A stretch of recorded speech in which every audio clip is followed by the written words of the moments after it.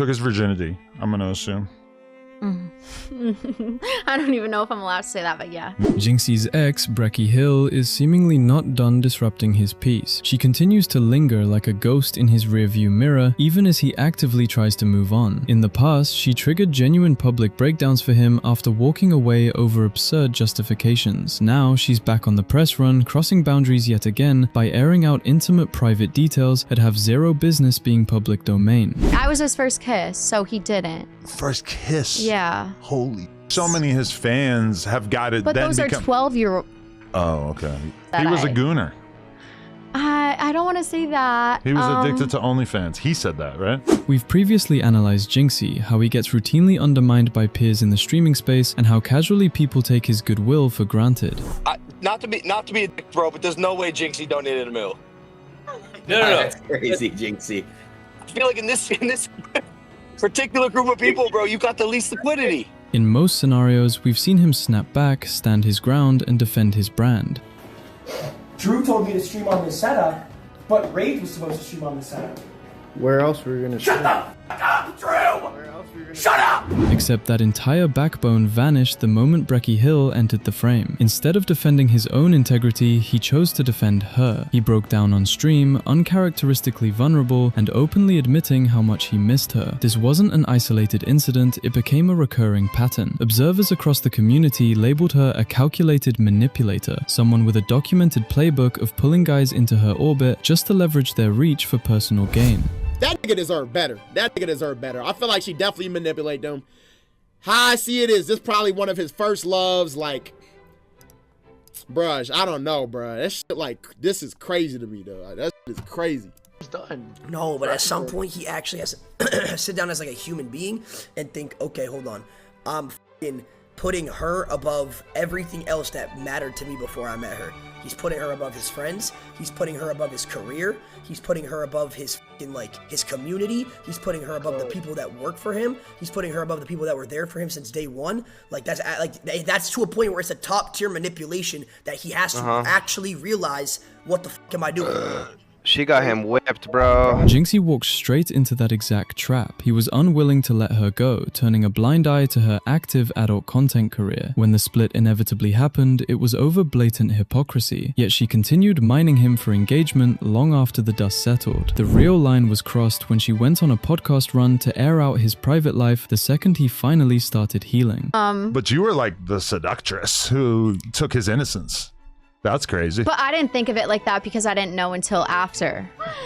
Did it leave a little bit to be desired? I mean, I'm not going to say anything about this. No Carfax? Nothing about this. Right, I feel I won't disrespect him like that. That's real. Make sure to subscribe to the channel for more analytical deep dives like this. Let's break down the entire timeline that compromised Jynxzi and analyze the latest fallout. Their dynamic was fundamentally mismatched from day one. Context is everything. Jynxzi was, and still is, a streaming powerhouse. Prior to this relationship, he was pulling well over 100,000 concurrent viewers purely off gaming, numbers that rivaled and occasionally surpassed creators like Kaisa Nat at his peak. He built an empire organizing premier gaming tournaments. The relationship initially sparked as a one-sided professional outreach. For roughly 6 months, Jynxzi pursued a stream collaboration with Breckie. At the time, Hill was a prominent TikTok figure with minimal awareness of Twitch's internal hierarchy or Jynxzi's cultural weight. But he had been asking me for 6 months and I just never responded. And then he reached out to me on Twitter, Instagram, and I just never responded. And did you get the idea that it was like I got the idea. Flirtatious or just collab content? No, he was never like saying anything flirtatious. No, he was like, I'd love to have you on stream. I'll fly you out. Oh, okay. The original arrangement was strictly transactional. Hill eventually agreed to a joint stream in February 2024, viewing it as pure promotional utility rather than a romantic prospect. According to her, Jynxzi was relentlessly persistent in her DMs leading up to that broadcast. And I saw those DMs, but I didn't respond for 6 months until Clicks texted me and he was like, you need to go on this stream. I don't know what you're thinking. It's a huge missed opportunity if you don't. And so I was like, okay, you know what, I'll just go. Before linking with Jynxzi, Breckie was actively dating Clicks' cameraman. Yet almost immediately upon meeting Jynxzi, she discarded the cameraman and transitioned straight into Jynxzi's sphere. And this is right before me and my ex-boyfriend had broken up. like a day before. In fact, she reportedly arrived at Jynxzi's stream while still technically in that previous relationship, yet kissed Jynxzi on camera anyway, instantly complicating the optics. How do you transition from Clix's roommate to Jynxzi? So I went on Jynxzi's stream and I had a boyfriend like going on that stream, and then I went on Jynxzi's stream and there was like a TTS donation that was like kiss him on the cheek. And he got so upset. And At the TTS. that's why I got so much hate from Lacey and Clicks, like fast forward. Because you wouldn't kiss him on the cheek? Because or? I kissed Jynxzi on the cheek before, and Lacey and Clicks were friends with my ex-boyfriend. Okay. And so they were like, that's so up, you just broke up with him and now you're kissing him on the cheek. Jynxzi on the cheek. This is very junior high.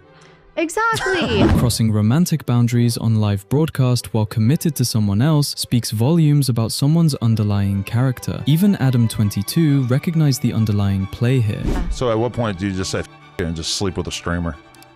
Well, I never was sleep. I've never been the kind of girl that sleeps around, honestly. No, but like, did you, like, it was Jynxzi the first one who actually like won you over? Her transactional pattern was obvious. She had previously appeared on Neon's stream, engaging in similar flirtatious dynamics. The strategy is transparent. Infiltrate high-traffic streaming circles, convert mainstream gaming eyes into funnel traffic, and monetize that attention via her premium platforms. Jynxzi was financially set, notoriously grounded despite his wealth, pulling six-figure concurrents, and completely inexperienced with women of that archetype. He was the quintessential mark for clout extraction. Their initial broadcast altered the trajectory. While Hill claimed he wasn't her typical aesthetic profile, their chaotic on-screen chemistry during Rainbow Six Siege and the Rice purity test exploded algorithmically. By late February, they formalized the relationship publicly. Jynxzi integrated her directly into his content strategy, creating a dangerous overlap between his authentic private life and public entertainment brand. Widespread skepticism erupted across the creator community. You had an introverted,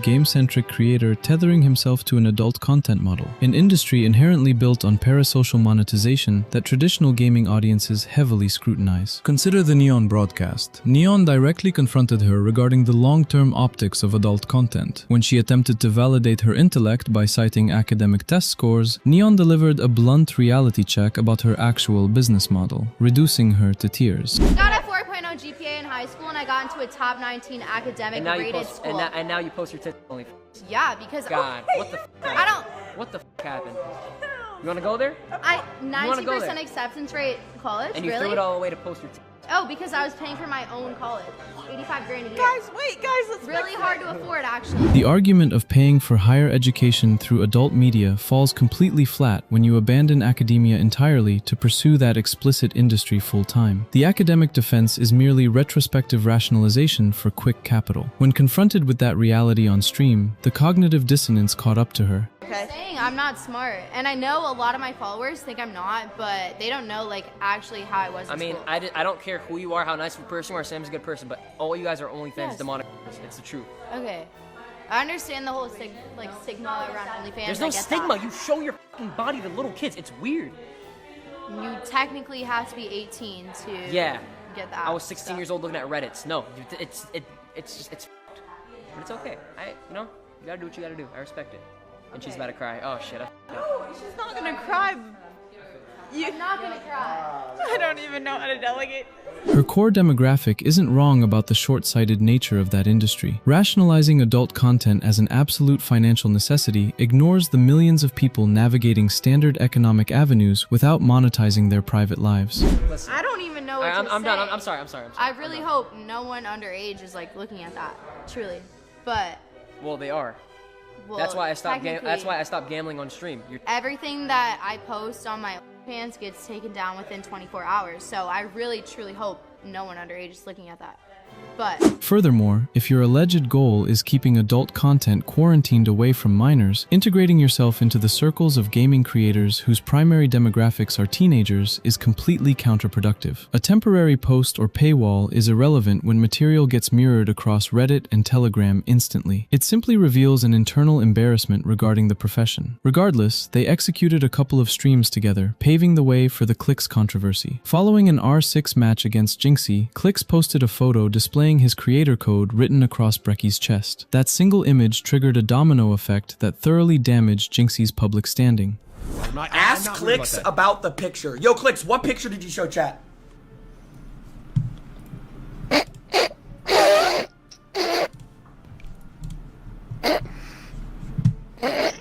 You posted it 2 minutes ago. Clix's post was an intentional provocation, an explicit subtext reminding Jynxzi of the shared social circles and past history tied to Breckie. Given her reputation for moving across creator circles, Clix treated it as an unhinged troll. Jynxzi, however, took the bait entirely, completely compromising their personal rapport. His frustration was twofold: the sting of competitive defeat compounded by having his partner's reputation weaponized against him.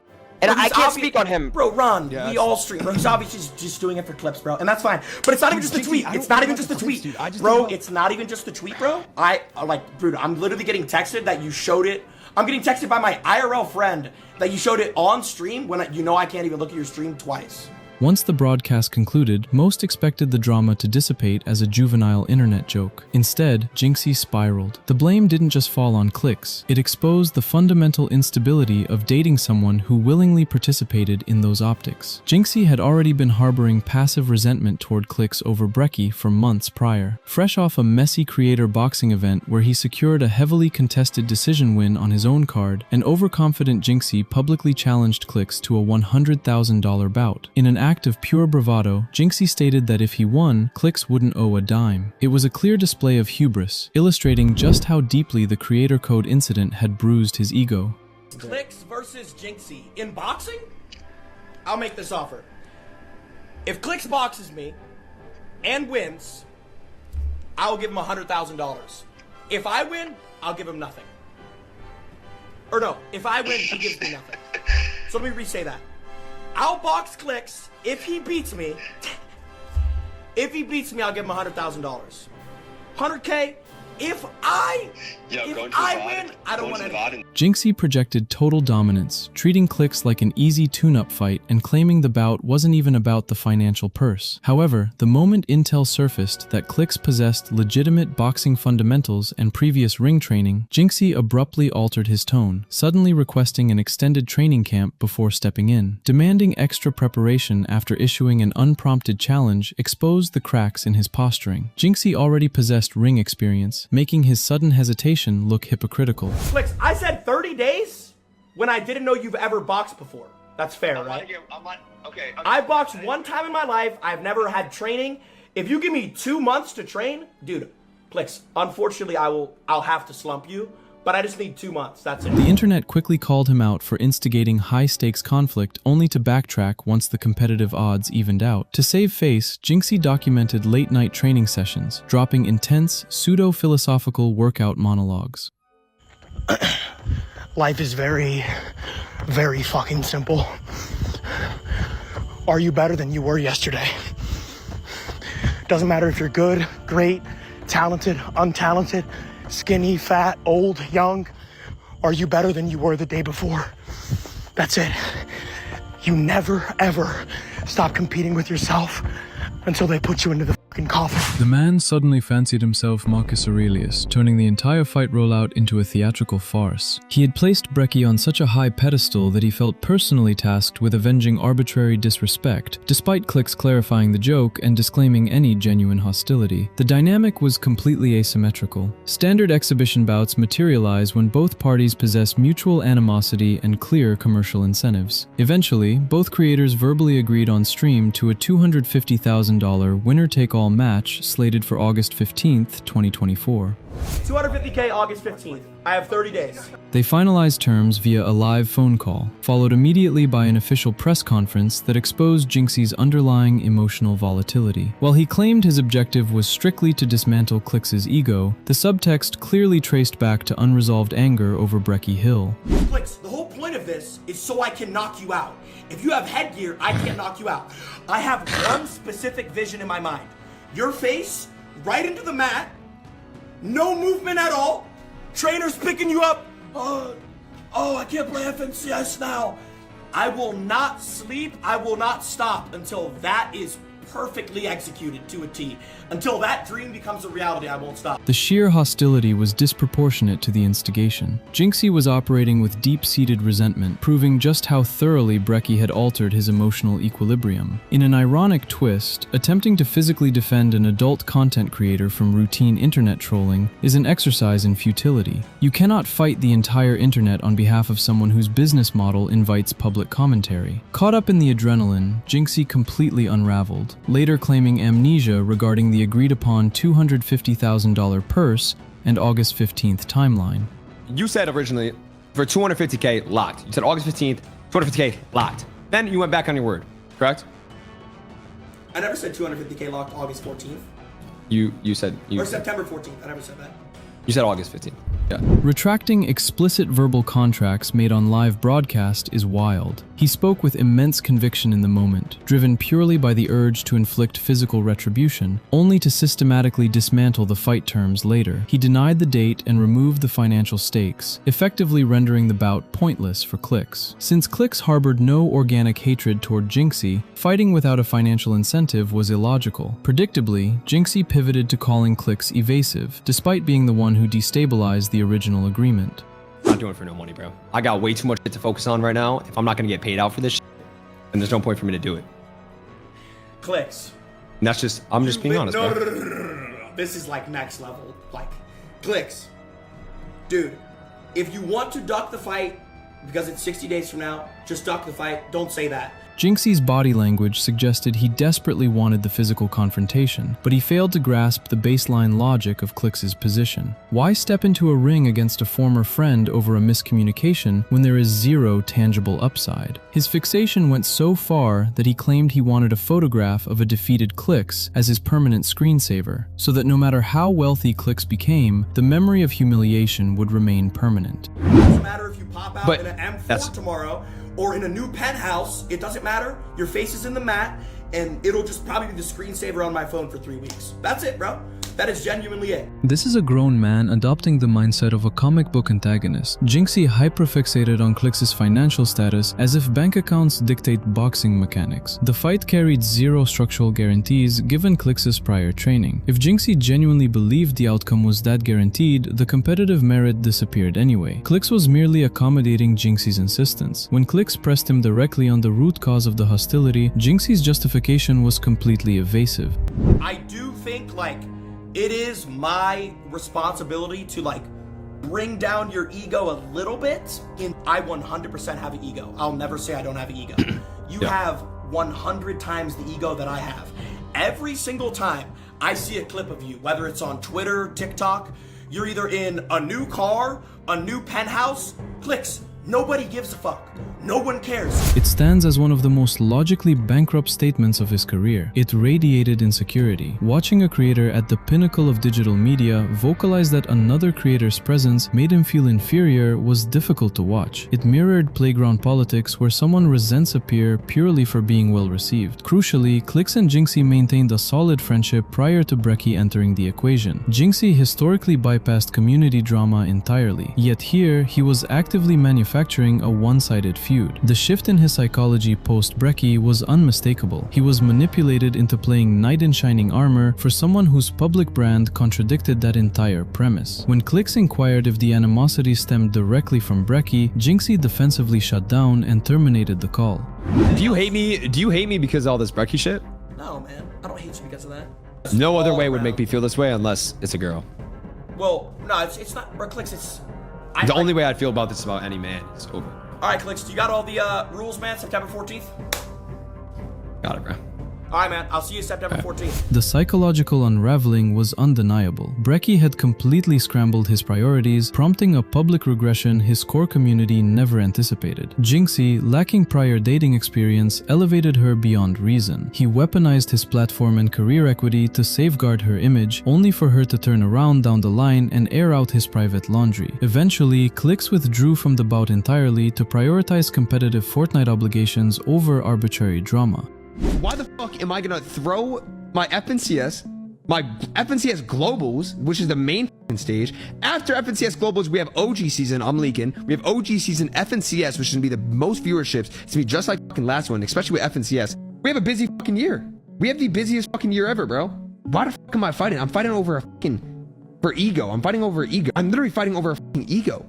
I'm fighting over, it's not, the thing is, it's not even boxing. Boxing is a fucking sport. It's like a fucking good sportsmanship. This is fighting of two fucking streamers who have egos going at it over a fucking girl that's not my girl. So that being said, I'm not doing it within the next couple months. Clix made the calculated choice, derailing a legitimate competitive season for an unstructured grudge match over a non-issue was illogical. He stood to gain nothing competitively or financially, maintaining throughout that he harbored no organic hatred toward Jynxzi. Like other veteran creators, Clix recognized Breckie's operational pattern from past interactions involving his own circle. Jynxzi was simply too inexperienced to detect the play. Observing Clix remain entirely calm while Jynxzi melted down highlighted the massive disparity in emotional maturity. Predictably, Jynxzi framed Clix's logical withdrawal as cowardice. I literally agreed to everything. Chat, I'm so smart. I called this absolute buttermilk ass fucking pancake because it doesn't matter. Clix, I don't care how many nice cars you have and what penthouse you live in. I can see the pussy in your eyes, bro. There's two types of people in this world, bro. There's people where you can just see the pussy in their eyes, and then there's people where you can't. It's 50-50, bro. I could always see the pussy in Clix's eyes. I could see it in his haircut. I could see it in his eyes. He was never gonna step into that fucking ring under any circumstance. Watching a top-tier creator descend into that level of irrationality was surreal. Even absent tournament obligations, Clix had zero pragmatic reason to entertain the fight. Jynxzi decried Clix's withdrawal while ignoring his own history of stalling once real competition appeared. Clix didn't hate Jynxzi. He held contempt for Breckie's habit of discarding people the second a higher value creator presented themselves. And if anybody knows the real reason why I don't like that girl, I have nothing against Jynxzi. I have everything against that girl. Let me tell you why. If y'all know Steve, they were in a year-and-a-half relationship. Broke up with Steve. One day after, started dating Jynxzi. Why? Why? Her operational trajectory is remarkably consistent. Date within creator ecosystems, pivot upward when higher tier visibility emerges, and funnel that traffic into her monetized platforms. We have seen this promotional blueprint repeatedly across the creator economy. The relationship itself was defined by structural volatility. Between May and August 2024, they fell into an exhausting cycle of public breakups and reconciliations. These splits played out live, with Jynxzi repeatedly running public relations defense to shield Hill from community blowback. Throughout this timeline, Jynxzi cited the impossible friction between managing an elite streaming schedule and satisfying high-maintenance relational demands. Then came the formal breakup. Breckie published a TikTok announcing the split, entirely omitting the underlying context out of self-preservation. I am single. I've been asked to not speak on the situation of what happened, but out of respect for him, I will keep my mouth shut. But yeah, I am single. This is not bait. She leveraged the breakup discourse across multiple videos to harvest immediate engagement. While she projected a melancholic aesthetic, the core justification for the split remained absurd. Jynxzi's response, however, followed a tragic pattern. He posted a video absorbing absolute accountability to prevent the internet from turning on her. The first thing I want to say is I did not get cheated on. I did not get lied to. I did not get taken advantage of. I know that's a lot of people's immediate perception, and that's the first thing people think of, but none of that happened.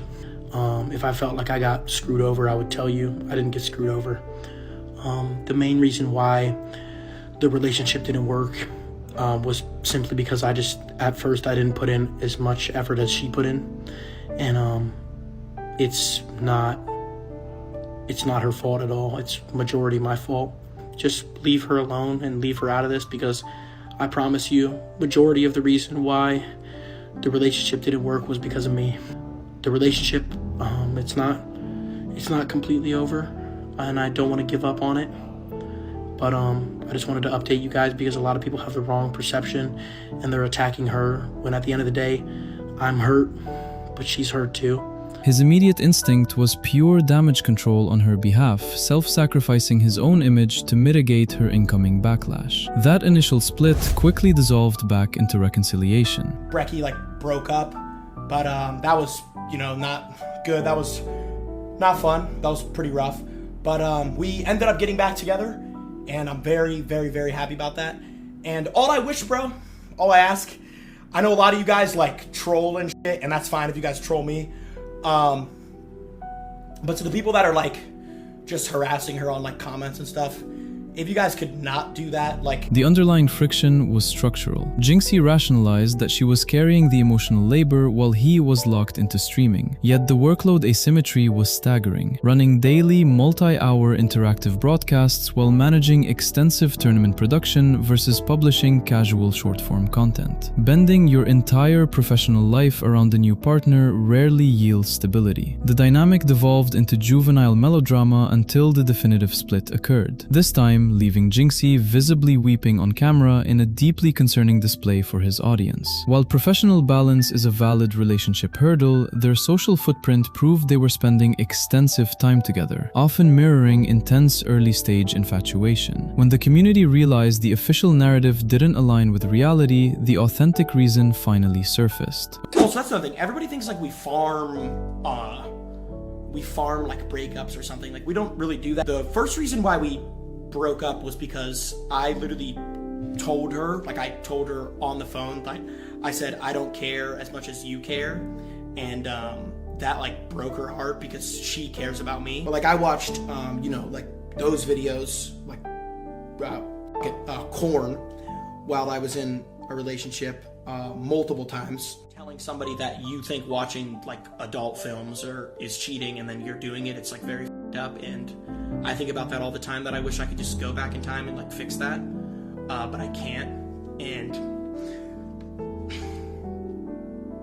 I feel really bad for her because everybody kind of just would like drag her name through the mud, but at the end of the day, like I was the only one who ever like really f***ed up, like ever. And yeah, there's not only just like that, but like, you know, there's a like couple instances where I was like stalking other people on social media, like other girls, and she found out about that, and that broke her heart, which broke my heart because I don't want to hurt somebody that cares about me. And I think if I like were just being completely honest with you guys, I think watching like Korn and stuff like that is a very unhealthy addiction, and I didn't even realize, because I was never been in a relationship before, but I had no idea the damage that could do to someone. According to Jynxzi, the final fracture occurred because he consumed adult videos and passively browsed other women's profiles. While boundary crossing in a relationship warrants discussion, an adult entertainment model breaking up with a partner over adult content consumption is staggering hypocrisy. If the creator of explicit content condemns their partner for consuming the exact commodity they monetize, the logic completely collapses. Distributing intimate content globally carries far more structural weight than a partner viewing publicly accessible media. Major creators across the platform reacted with complete disbelief. Enough is f***ing enough, man. I'm sick of this shit, bro. I'm gonna just say it. I don't give a f***, bro. I got caught stalking girls and watching porn and beating my dick. I'm so sorry, chat. I know, I know. And I've had an addiction since I was 14, and it's just, and I don't know how to stop beating my dick when I have a girl sitting right in front of me. I'm so sorry, chat. Several top streamers couldn't contain their absolute amusement at the sheer irony of the situation. I was the one watching like, you know, core videos. So all I can say for like the main thing I want to say there is like I had been watching since I was like 13 years old, and that's like a sick, disgusting addiction. And I mean, dude, I've been addicted to that for a long time, and I don't watch those videos anymore, and I'm like... Creator peers immediately called out the glaring double standards underpinning the split. Let me get this straight. Jynxzi, bro, okay. So, first of all, these are details that don't need to be on the internet. You don't need to tell the internet that you just broke up with your girl because you were caught gooning. Okay? Number two, what the f***? She's gonna break up with you because you're watching porn, but she's allowed to post the she posts. You gotta like, at some point you gotta like, this is something I realize, at some point you gotta have self-respect and respect yourself to say, okay, I'm getting manipulated, you know, this and that. You can tell Jynxzi's a good-ass guy, bro. You can tell, like, even after this he's still coming on here, had nothing bad, didn't say anything bad about her at all. Literally said good things about her. But bro, if your girlfriend is posting it, go beat your dick when you need to. The only way in a relationship if you need to beat your dick is if your girl's not putting it out for you. That's the only way. If she's not putting her ass out for you, that's the only reason you gotta beat your dick. She's posting herself online for other dudes to see, but you can't watch a fucking porn video. Come on. I do think I'm a good person, but I think you are a good person. Commentary channels quickly dissected the narrative, highlighting the hypocrisy. Meanwhile, Breckie published emotional TikToks, framing herself as the aggrieved party. I just wanted to come on here because it's something that's been on my mind for a while and something I want to get off my chest before I take a little bit of a break from the internet. I have decided to stop OnlyFans. It's something that I definitely should have stopped the second I got into a relationship. Also knowing that that relationship was public, that's something I won't forgive myself for. OnlyFans is something that has taken a really big toll on my mental health. And I do think a lot of the problems in our relationship were caused by that.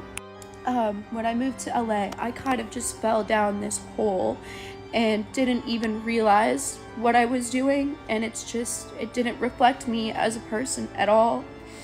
And again, that's not something I will be able to forgive myself for, but I do think I can focus on making better decisions.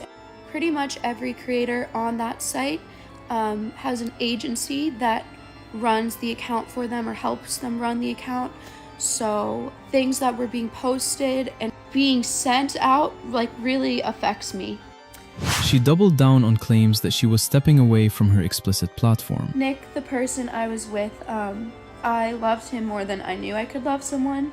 He is such an amazing person, and I think towards the end of our relationship, we both did things to each other that made each other hurt, and we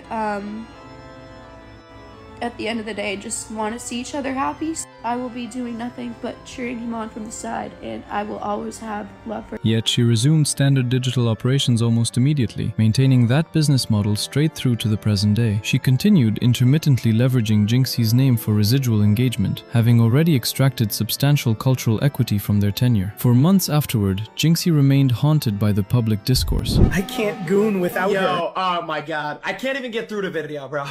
How is his AI software this advanced though? Goon without Chat, do y'all see this? Without her. I can't goon that with actually kind of Breckie's that kind of looks like me. Alright, I'm gonna try to sit through this video here. I can't goon without her. Jynxzi. Chat, I haven't gooned in 9 months, y'all. Literally, I haven't gooned in 9 months. You're breaking my heart. You're gooning down a path I can't follow. Stop, please. Come back. Between viral parodies, fabricated AI audio, and relentless chat trolling regarding his personal habits, the internet turned his private struggles into collective entertainment. Eventually, Jynxzi transitioned into a new relationship, seemingly exercising the emotional baggage, until a recent podcast dropped. Up to that point, the public understood the split was tied to personal habits. But in this interview, Breckie breached boundaries once again, disclosing intimate details that completely undermined his recovery. Appearing on Adam22's platform, Breckie actively unpacked the relationship, visibly animated and oversharing intimate history that belonged behind closed doors. Just as Jynxzi successfully reconstructed his life, she returned to monetize his vulnerability. The host himself is notorious for monetizing his own non-traditional marital dynamic, filming explicit media involving his partner and third parties. Well, your guys' relationship is so different than any relationship I would consider myself. Given his own complete departure from conventional relationship norms, treating Adam22 as a bastion of relationship insight or moral authority is fundamentally flawed. Having two creators from the same explicit industry analyze Jynxzi's emotional life produced an inherently bizarre dynamic. Breckie argued that Jynxzi prioritized his broadcast schedule above her, a standard friction point for a hyper-focused creator who had never managed romantic dynamics previously. I am so glad he's doing what he does because he's so passionate about streaming. It's like nothing else in the world matters to him. Really? Yeah. Jynxzi's hyper-focus was precisely what built his generational success. Completely altering your core drive the second someone enters your life is an unsustainable expectation. While relationships naturally require time investment, his work ethic represents a complex media enterprise, not casual output. Finding equilibrium between professional output and personal wellness is essential to avoid catastrophic burnout, but framing his ambition as a complete lack of effort misreads the reality. Like the first few months of our relationship, I was like, I feel like you care way more about streaming and not me, which of course I want you to succeed, but I feel like you don't care about me at all.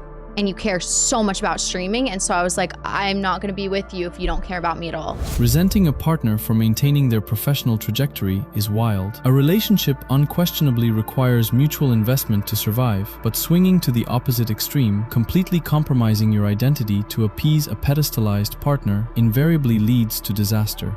He puts his whole life into it. So I'm felt like very he glad didn't have any successful. space for you, like in terms of like At first, the kind and then of he stuff did. you actually wanted to do. He was a really good boyfriend when we were together. After I explained that to him, I'm like, I feel like I'm putting more into this relationship than you are, and he felt really bad. Jynxzi overcorrected, investing excessive energy into shielding her from external criticism, precisely as demonstrated in the clicks debacle. Finding a healthy baseline is critical, but losing yourself entirely in an unbalanced dynamic is dangerous. His vulnerability stemmed entirely from a lack of prior relationship mileage. He lacked the perspective to evaluate the trade-offs rationally. Do you think he had never had anybody who really like tried to get him to have a didn't. more balanced life? Because He it's did. like I was his first kiss, so he didn't. first kiss. Yeah. Holy.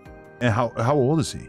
Like, When we were dating, he was about to turn 24. okay, so maybe he's 26 now Yeah. or something. All right, cool. 25, 26. Adam 22 chiming in with judgment is peak irony, coming from someone who monetizes his own unconventional domestic setup. Retaining personal dignity and prioritizing your craft doesn't make someone a failure. Jynxzi spent years isolated in his room grinding broadcasts, occasionally hitting the gym, completely detached from the social circuits where these dynamics play out. Inexperience isn't a character defect. During that exact window, he was commercially outperforming almost every peer on Twitch. Yet the podcast spent considerable time attempting to mock him for his timeline of personal milestones. So he had never had his first kiss, which I didn't know at first, because Yeah. that's not what he tried to act a little never more told me experienced. he had like, but yeah. He just was like, I'll tell you later, like how many bodies I have, whatever. Yo, false claiming bodies is so fire. That's amazing. Breckie's relationship trajectory demonstrates a clear pattern of shifting toward creators who offer the highest marginal utility. Once Jynxzi became a top 3 global streaming entity, she navigated directly into his orbit. We watched the emotional toll that dynamic extracted from him. Despite his initial outreach, he was never her organic preference. She engaged because the distribution power was undeniable. While she claimed her platform revenues hit career lows during their relationship, verifiable financial proof for that assertion remains entirely absent. I would honestly say, because when I was on OF, I made less money when I was with him than when I was without him. And when I'm not with him now, I'm making more. Really? But I feel like yes. so many of his fans have got it. But then those are become 12-year-old. Oh, okay. They are like actual. A lot of them are below 18. I don't know what the age. I think it's 18 for OF. Yeah. So a lot of them are younger. That makes sense.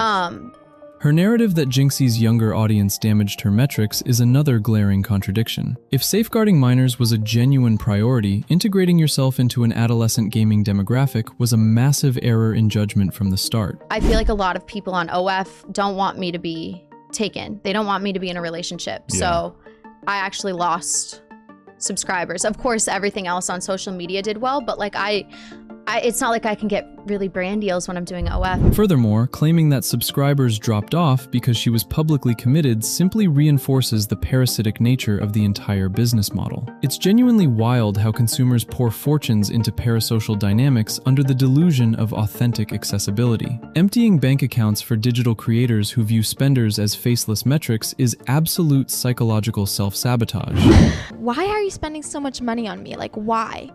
Because I think that I see people that need help. You need help. And because there's going to be some jerk that comes around and that you don't like being around. He's going to spend money on you and make you do things. all I want to do is be your friend. Well, that's actually really nice of you, Donna. I really like that.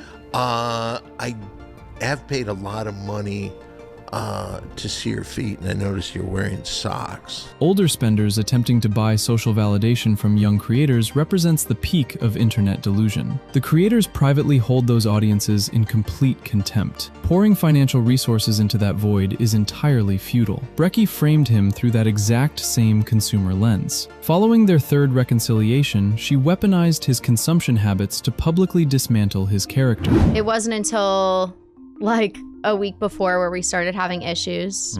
I don't want to get too much into it just because there's some things that aren't said online that he was a gooner.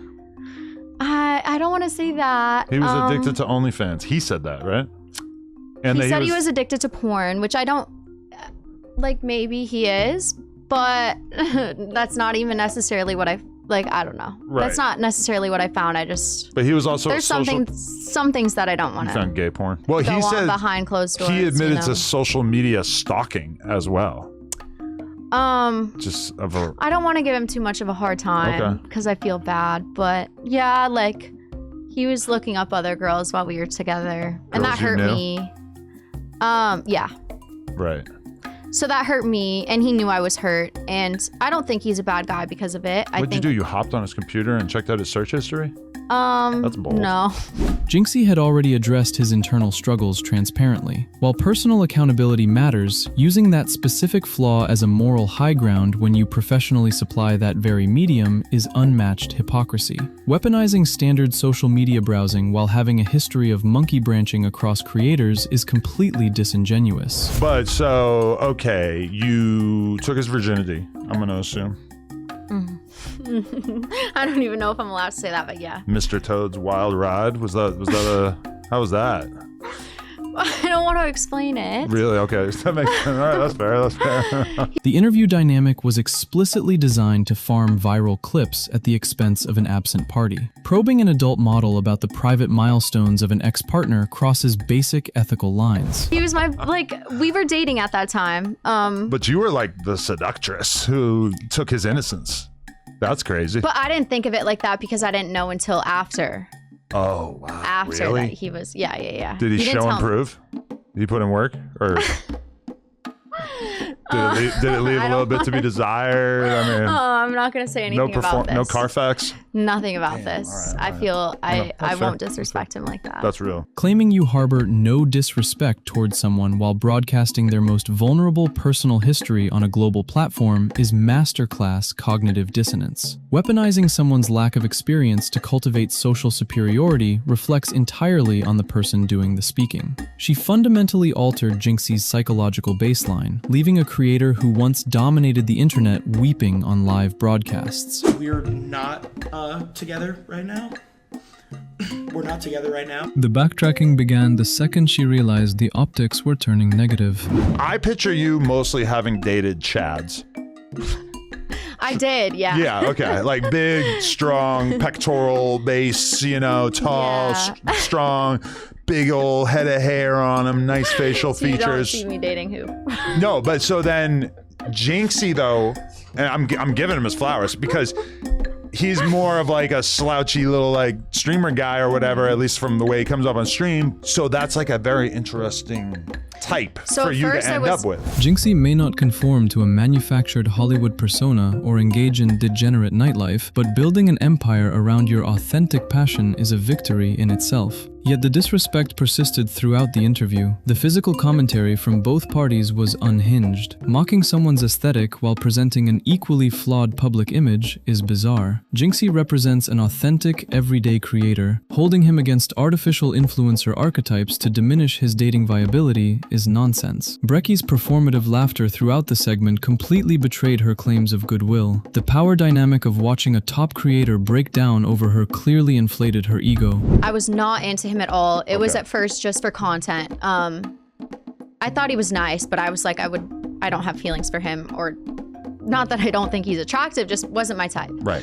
And then we kept streaming. He came to LA. We did a stream together for content. And I think it went on for like 3 or 4 streams where it was just for content. And he like He is the nicest guy ever. I know we're broken up, but he's so nice and so funny. I'm such a personality girl where I'm like, I think I might like him. Her initial justification, that she appreciated his humor and kindness, quickly gave way to the reality of algorithmic utility. Her social footprint expanded exponentially through his platform, yielding undeniable financial dividends. If genuine respect existed, the platform operations would have ceased, yet she remained entirely focused on metric retention, as historically evidenced by her throwing public tantrums when creators like Neon failed to tag her handles. But you're gonna use us? What? Where's your phone? Wait. No way you guys wanted to get tagged. I'll Can you tag you tag on us? my story. Can you tag us, I've please? literally promoted your stream on my Snapchat the entire day. Well, so. actually, I have 99,000 viewers, so you can fuck off. What the? Okay. You can fuck ass. I've literally promoted friendly hug. your stream on my Snapchat. So. All right, all day. I'm saying you feel a way that I didn't tag you. Yeah, I don't need upset tags. because You know what? Fuck it. If you want to be, if you want Everyone's to like, just oh, whose stream are you going on? And I put on my Twitter and Snap. Yeah, Well, all I'm right, going now on the all right, you're a good manipulator. Now I see why your boyfriend likes you. I feel bad. I'm not manipulating you. I'm telling the truth. You can go Should I look feel at my bad? Snap. Her methodology is straightforward. Secure real estate on high traffic streams, extract attention, and retrospectively frame the dynamic as charity work. It is transactional at its core. Jynxzi had finally achieved closure, only for this circus to drag his private life back into the spotlight. Jynxzi, do you have a girlfriend? Yes, bro, I have a girlfriend. How about you, man? So you love her or no? I mean, I've been dating her for a little while now, bro. Yeah, I mean, really? It's been like a little bit. You talking about Breckie? No, I have a new girlfriend, man. That was like 2 years ago. Hopefully, Jynxzi recognizes the play for what it is, bypasses the emotional bait, and refuses to offer another second of broadcast time to people farming his name. That is the complete breakdown of how this dynamic compromised Jynxzi and how the disrespect continues to linger. Drop your thoughts in the comments below and subscribe for more deep dive analyses into the creator economy. I'll catch you in the next one.